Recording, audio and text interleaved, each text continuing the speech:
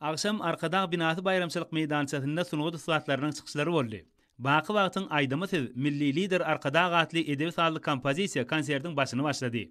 Ol yurdumuzda oňun özgörtmelerin we täzeçil şäher gurulşyk siýasatynyň amala aşyrylmagyna badalga beren türkmen halkynyň milli lideri, gahrman arkadamyzyň alyp barýan beýik işlerine bagşandy. Bu ýerde gurulun dawaran edebi maksatnamasyny aýdymlar we joşguny tanslar, artistiniň dörejilik toparlarynyň sunugatyň dürli uglary boýunça ýerine ýetiren çykyşlary, milli sunugatyň baý däplerini, öz bolşy öwüşgünini, ägir dolu mümkinçiliklerini açyp görkezýän dörejilik çykyşlar giridildi.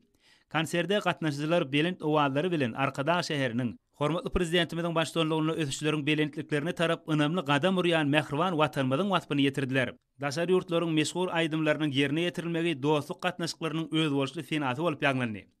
Artistleriň çykyşlaryna halkymyzyň baý medeni mirasy we häzirki zaman äheňleri, berkarar döwletiň täze ýamynyň galkynşy döwrüniň ýokary dörejilik ruhy öz beýany tapdy.